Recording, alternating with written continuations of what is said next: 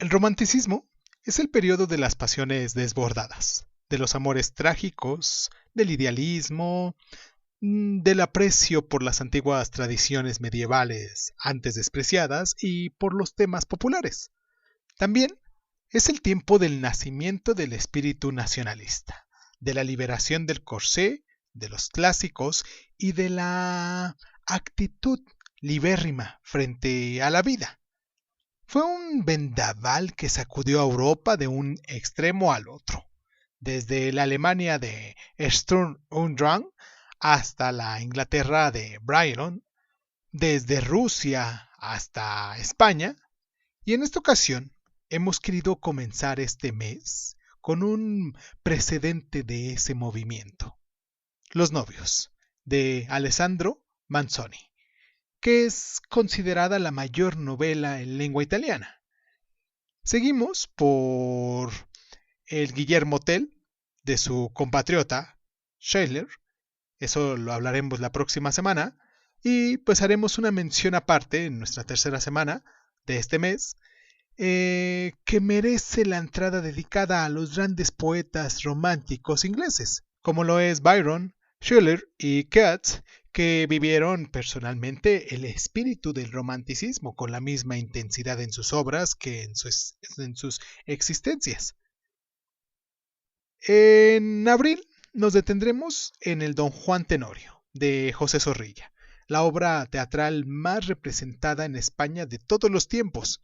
Viajaremos a Rusia para analizar a Eugenio Onegin, el Pushkin, el mayor poeta ruso, y terminaremos con Cumbres Borrascosas, la genial novela de Emily Bronte. Aquí en Crónica Lunares, porque esto se llama así, este programa se llama así, Crónica Lunares, en esta ocasión abordaremos el tema, o bueno, nuestro capítulo será en relación a Los novios de Alessandro Manzoni, como ya lo dijimos anteriormente. Y pues nada, ¿qué tal si vamos a escuchar nuestro intro y comenzamos? Cierra los ojos, cierra los ojos, cierra los ojos, cierra los ojos. Si escuchas que alguien se acerca, no temas. Todo estará bien.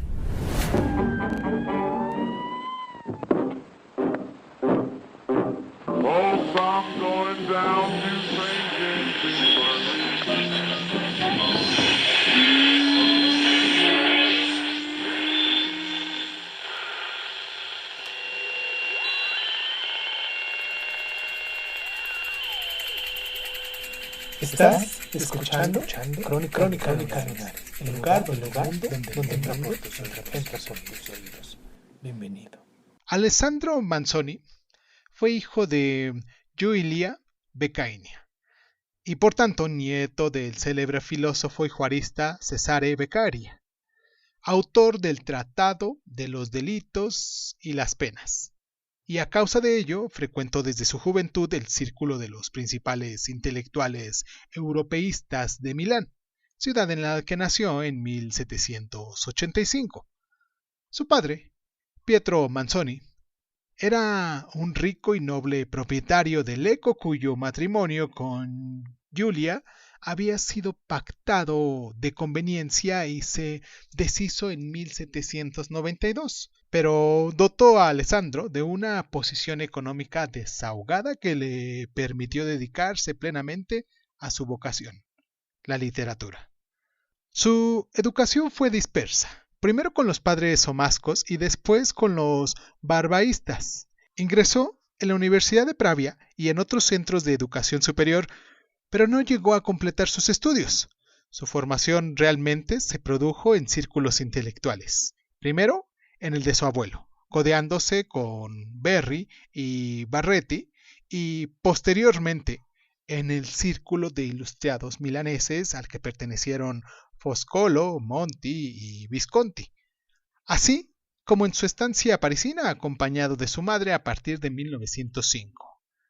Su matrimonio con Enriqueta Blondel, nacida en Ginebra, transformó su existencia, puesto que dio lugar en el escritor a una honda conmoción espiritual que le llevó a convertirse al catolicismo. que abrazó con fervor y determinó profundamente su espíritu literario. Sus primeras composiciones poéticas son Himnos Sacros, El nombre de María, hecha en 1812 y 1813, La Nochebuena en 1813, La Pasión en 1815, y Pentecostés del 1817 al 22, en los que por encima de su temática religiosa se muestra la profunda implicación del autor con el dolor humano. En 1821 publica 3 odas inspiradas en acontecimientos históricos. Marzo de 1821, La Proclamada de Rimini, y el 5 de mayo, dedicada esta última a la muerte de Napoleón. También escribió tragedias de asunto histórico. El Conde de Carmagnola, hecha en 1819, ambientada en la corte milanesa del siglo XVI de Filippo Maria Visconti, y Adelchi, hecha entre 1819 y 1822 sobre la conquista lombarda en la Edad Media. La redacción del Conde Carmalonga fue interrumpida para escribir unas observaciones de la moral católica, en cuyo apéndice, que es una justificación de su postura intelectual, vital y religiosa, escribe gozosamente así: he tomado una gran decisión. Quiero escribir una novela.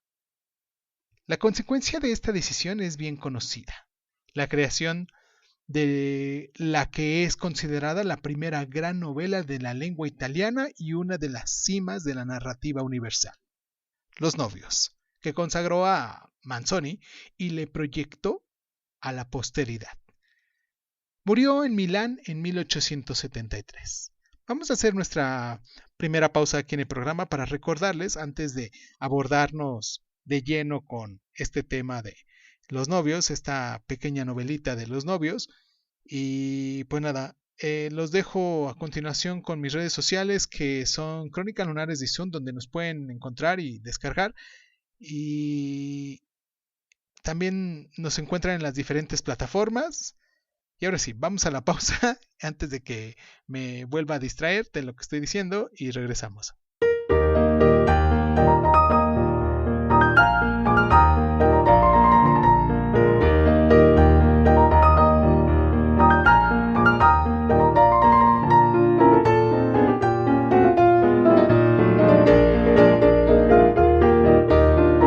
La historia comienza en un paraje rural del lago de Como, en el norte de Italia. Al caer la tarde, don Ablondio, el cura de la aldea, regresa a su parroquia después de su paseo diario, cuando es abordado por 2 bravos, que en este caso así se les llama a los matones, al servicio de don Rogelio, el cacique de la región, que le transmite la orden de su amo de que no celebre el matrimonio de los jóvenes lugareños Renzo y Lucía. Cuando al día siguiente Renzo acude ante él para despachar los últimos detalles de la ceremonia, se encuentra con la negativa del cura a casarlos, sin ninguna explicación. El joven, desconcertado, interroga a Perpetua, la criada del cura, que le revela que el motivo es la amenaza de don Rodrigo, que se ha encaprichado con Lucía. Renzo acude ante el abogado a hacer cargar Bulkley para que le ampare, pero basta la mención del nombre de don Rodrigo para que se niegue a intervenir. Aún así, los novios deciden casarse ante los ojos de Dios por encima de todas esas formalidades, pero el intento es frustrado por don Ablondio. Los matones de don Rodrigo, capitaneados por Griso, se proponen raptar a Lucía, y los 2 jóvenes deben abandonar precipitadamente la aldea. Lucía y su madre, Agnesa, gracias a la ayuda del monje fray Cristóforo, se refugian a un monasterio de Monza.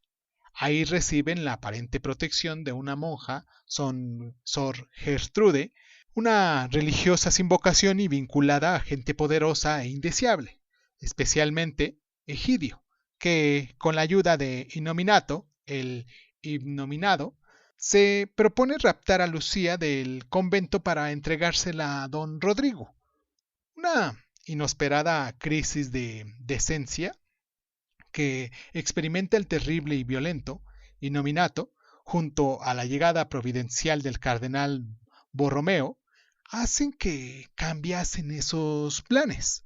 Lucía y su madre son puestas en libertad y entregadas a la custodia de doña Pracede, esposa del benévolo don Ferrante. Renzo, por su parte, se ha dirigido a Milán en un momento de máxima tensión, puesto que el populacho se ha levantado en armas a causa de la carestía de alimentos provocada por la guerra. Conducido a una posada por falsos amigos, se emborracha imprudentemente y en su embriaguez profiere exclamaciones contra los poderosos que abusan de los humildes, refiriéndose a su propio caso. Pero los que le escuchan interpretan que es uno de los cabecillas de la revuelta y resulta detenido. Mientras tanto, la guerra arrecia en Lombardía, acompañada de una epidemia de peste. Renzo, liberado por el populacho sublevado, escapa a Bergamo. Cuando consigue regresar a Milán, se entera de que Lucía está alojada en casa de don Ferrante y acude ahí para descubrir que la joven ha contraído la enfermedad y se halla aislada en un lazareto. Cuando finalmente logra reunirse con ella, surge un nuevo impedimento. Lucía, estando atrapada en el castillo del Innominato, prometió un voto de castidad si la providencia la salvaba. Por suerte, Fray Cristóforo, que en el hospital se haya consagrado al cuidado de los enfermos, la libera de su promesa. La peste actúa como un insospechado agente del bien. Remite su virulencia y Lucía se salva, pero ha servido para causar la muerte del malvado don Rodrigo, y, liberados de su persecutor, Renzo y Lucía pueden por fin contraer su ansiado matrimonio, que es bendecido con una prolífica descendencia. ¡Qué relajo!, ¿no?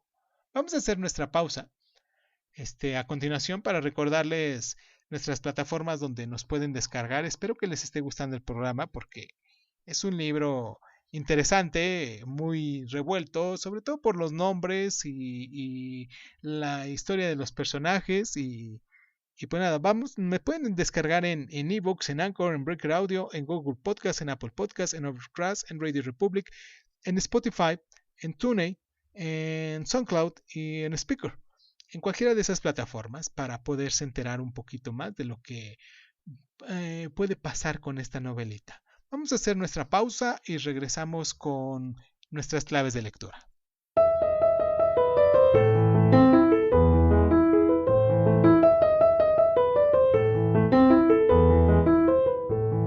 El asunto central sobre el que gira la trama de Los novios es la injusticia de los poderosos y la indefensión de los humildes. Renzo y Lucía sufren la opresión y la persecución de don Rodrigo porque son dos humildes campesinos y están indefensos.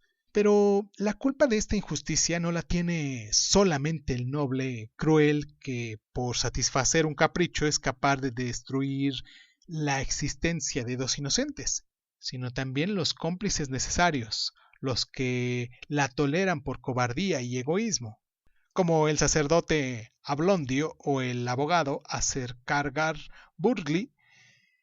Frente a estos últimos se distinguen dos agentes del bien, Fray Cristóforo y el cardenal Borromeo, don Ferrante.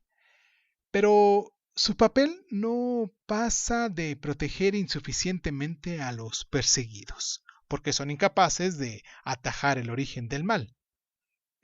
Don Rodrigo, que impone cruelmente su ley con la fuerza de su dinero, de sus amistades criminales y de sus matones a sueldo, y cuyo castigo final proviene de una fuerza de la naturaleza o quizás de un designio divino, que en este caso fue la peste, ¿no? Pero probablemente el personaje más fascinante de la novela es el Innominato, por su ambigüedad, o mejor dicho, por su transformación. Aparece en escena como el más terrible de los malvados,